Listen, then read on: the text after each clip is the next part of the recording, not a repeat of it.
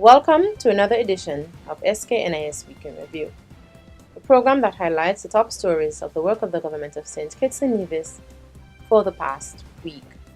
Here are the highlights for the week of November 23rd to 29th, 2018. PM Harris meets with EU representative and CARICOM delegation. Site for New Bastia High School cleared. Christmas incentive program intended for personal use. And JNF receives 3 additional hemodialysis machines. I am your presenter, Sherma Matthew.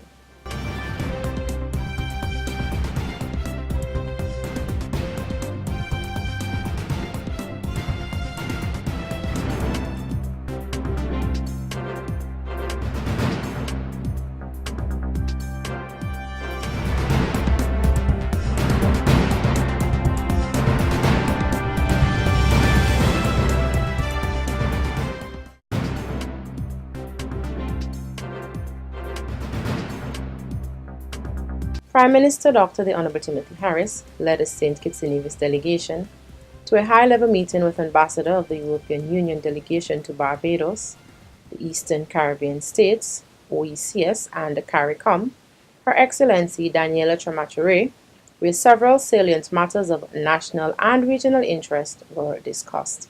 During the highly productive dialogue, officials discussed cooperation on bilateral projects, such as the Police Training Academy, that is under construction at Lime Keel, the European Union's EU's policies on taxation, as well as the implications of those policies for small island developing states like St. Kitts and Nevis, were also addressed at length.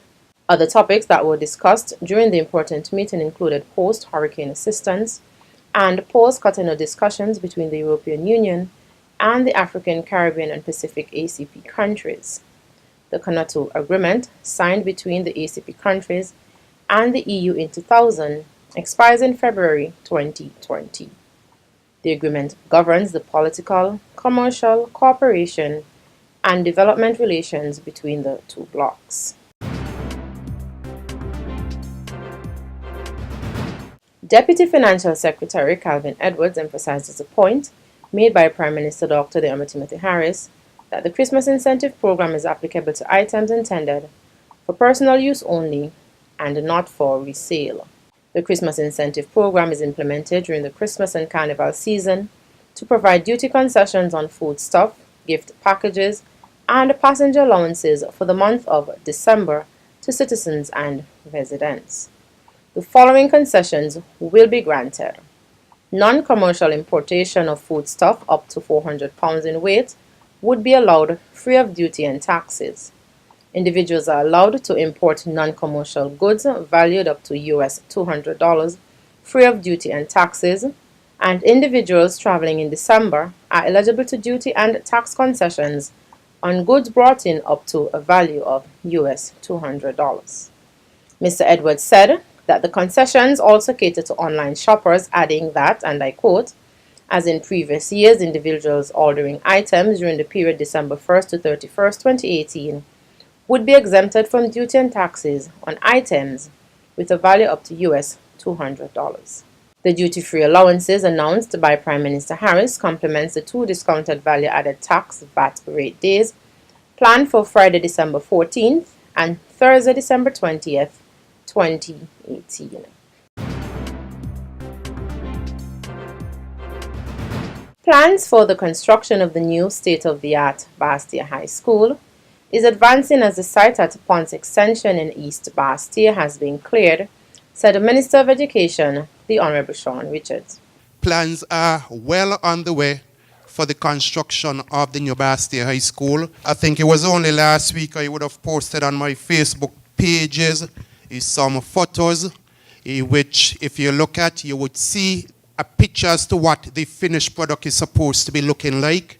If you go to the site that has been designated for the Bastia High School, the site has already been cleared, and we expect construction of the new Bastia High School to start hopefully either within the first or the second quarter of next year. But plans are well on the way for the construction of the new Bastia High School. Unfortunately, it has taken longer than we would have anticipated, but things are now finally coming together for the school to be built.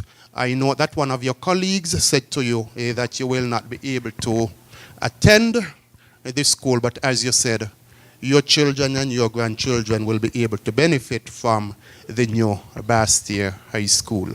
The construction of the new school has been in the works since 2015, and the government has been leaving no stone unturned to ensure that the environs are properly cared for during the building stage and after the institution is opened. The size of the parcel of land designated for building a new Bastia High School is approximately 14 acres.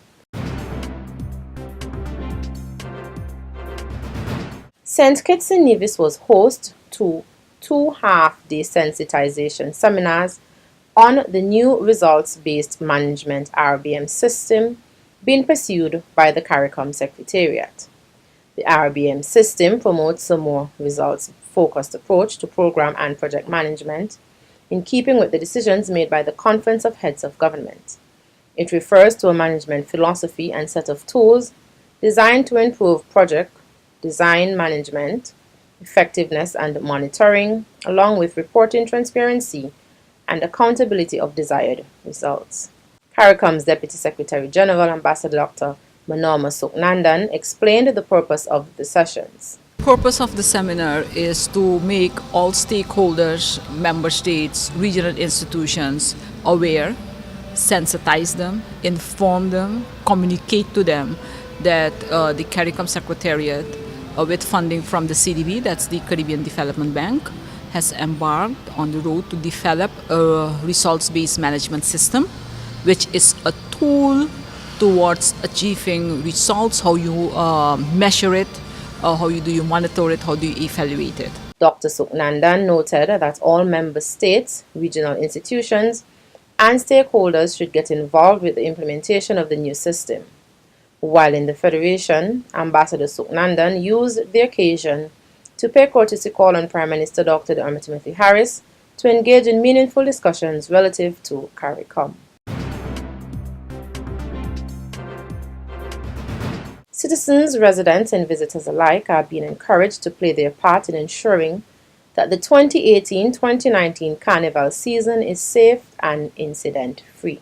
This was stressed by the Honorable Eugene Hamilton, who officially declared Sugar Mass 47 open on November 23rd on behalf of the Minister of Culture, the Honorable Sean Richards. I also use this medium to encourage all to be alert and to be vigilant and to be careful. You do not want any unintended incidents or accidents that cause harm to anyone or any group. So please be vigilant. We want a carnival that is incident-free and accident-free. And I suggest to you, those of you when you're fetting, keep your faculties in gear so that you don't do things you will regret. The 2018-2019 Carnival season officially began on Friday, November 23, 2018, and will run until Saturday, January 5, 2019. Some of the major highlights for the season include Juve on December 26, the National Carnival Pageant on December 27th, the National Senior Calypso Finals on December 29th, and the Grand Carnival Parade on January 1st. The Department of Gender Affairs continues to spread awareness on gender-based violence by joining the United Nations 2018 observance of 16 Days of Activism Against Gender-Based Violence campaign under the theme Orange the World, #HearMeToo. Against this backdrop, the Federation of St. Kitts and Nevis, in collaboration with the St. Kitts and Nevis National Commission for UNESCO, joined others in the international community to launch a national gender equality policy. Project consultant Ingrid Charles Gums said that in 2014, the Caribbean Development Bank funded a study in the Federation called the Gender Equality Study, and one of the recommendations coming out of the study was the preparation of a gender policy as a matter of urgency and priority. The general objective of the gender policy is to provide a framework that will assist the government of St. Kitts and Nevis in facilitating gender equality and empowerment. Gender mainstreaming and agenda setting are the two main strategies that will be used for the preparation of the gender policy. Mainstreaming will ensure that gender issues are addressed within the existing development strategies and programs. Agenda setting will seek to transform the existing agenda through the systematic application of a gender perspective.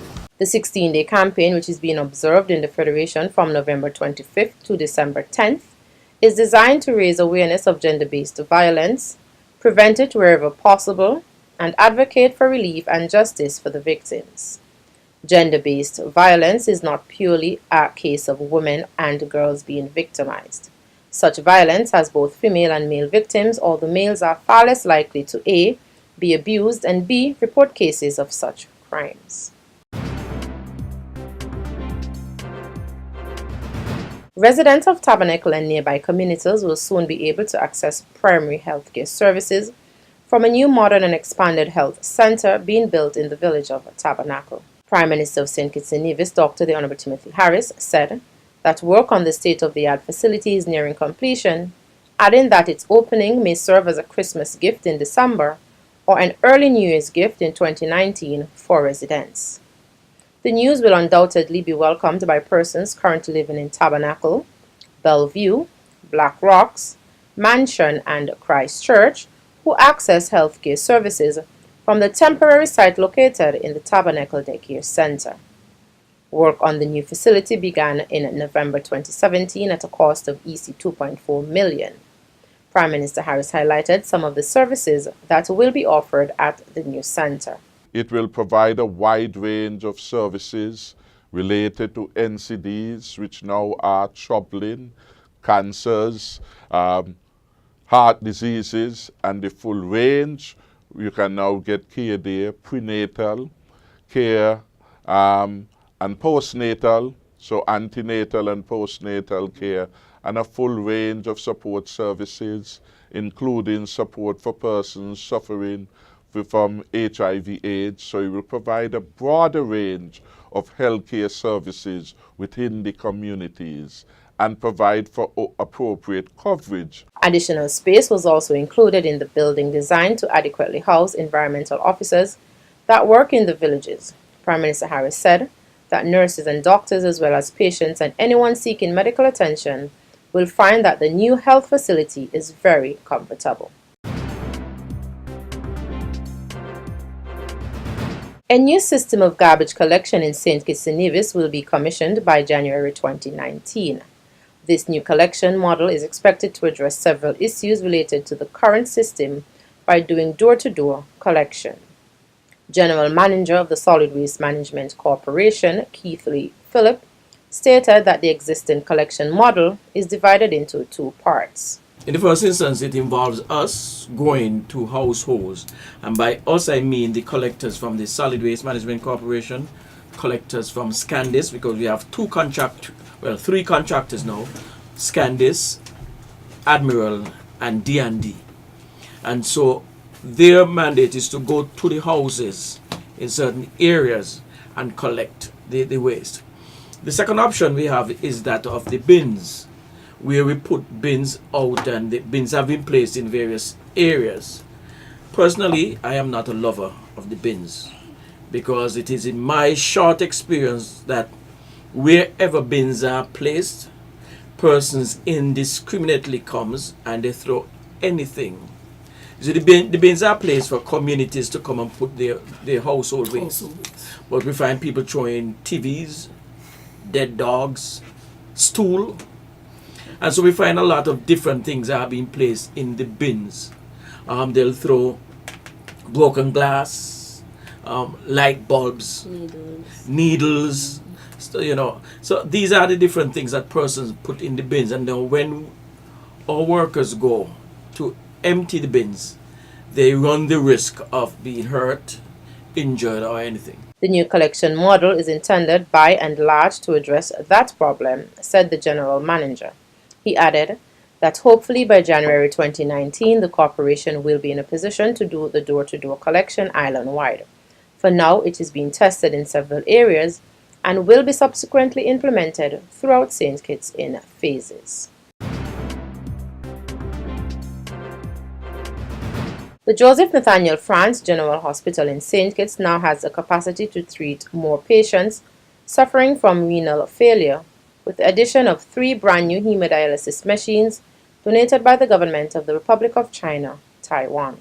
At a brief handing over ceremony, Resident Ambassador of the Republic of China, Taiwan, His Excellency Tom Lee, said that the machines will be very crucial for the care of patients suffering with chronic kidney disease, and assured the public that his government will continue to be an ally in helping to improve the health of the people in the Federation.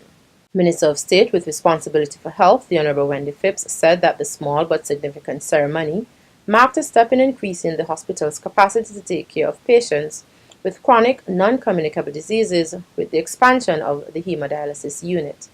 She thanked the ambassador for his country's continued support to the Ministry of Health. We must do everything in our power to make sure that not only are we treating NCDs, but that we are preventing them. So in closing, I would like to thank His Excellency for the gift that has been given to us from his government. It is also an extension of the partnership that we've already developed over many years in terms of healthcare, but more particularly in terms of the chronic kidney disease project that would have started 2 years ago in the public health system, so that persons can be properly screened ahead of time to know what their predisposition would have been to kidney failure, etc., and where possible prevent it. The Honorable Senator Wendy Phipps. Opportunities for young entrepreneurs to succeed in business, the construction of an ultra-modern Bastia High School, and available support for career choices of young people were on the minds of young people in St. Kitts and Nevis who attended the second annual Ministers' Youth Forum held at the Ocean Terrace Inn on Wednesday, November 28th. Deputy Prime Minister and the Minister of Youth, the Honorable Sean Richards, addressed these issues for the more than 100 youth from all walks of life who participated in the interactive forum held as part of Youth Month 2018. At the end of the Youth Forum, Deputy Prime Minister Richards said that the session was extremely useful as it allowed the leadership of the Department of Youth Empowerment and the Ministry of Youth to hear the concerns of young persons, gain feedback on the department's programs and initiatives, and highlight existing opportunities for youth development. To give support to those career choices, we have to ensure that the education system is responding to the career choices of young persons. For example, at this point in time, we have a TVET program for over $20 million. That TVET program is to ensure that those persons who have an interest in technical vocational education, that the school system is giving support to those particular persons. Not that you expected, or it is expected that when you graduate, you have to go on to AVIC or you have to go on to CFBC in order to pursue some of those technical vocational education classes or subject areas that you have an interest in. The Honorable Sean Richards. The Virtuals High School emerged winners of the Department of Youth 11th Annual High School Chef Competition on Thursday, November 29th. There were 6 teams of 2 chefs from each of the 6 public high schools in St. Kitts that participated in the intro cook-off on November 7th. They had to prepare a main course, dessert, and a signature local drink within 2.5 hours, which included plating to be judged. Minister of Youth Empowerment, the Honorable Sean Richards, congratulated the participants and encouraged them to continue enhancing their skills. It is an important event and one in which our youths are able to develop quite a number of skills during this one particular exercise. In a real way, you see young people being involved and given the opportunity to showcase their skills. So I think it has prepared them quite well in terms of going back to their own schools, in terms of whatever career they so desire to choose after.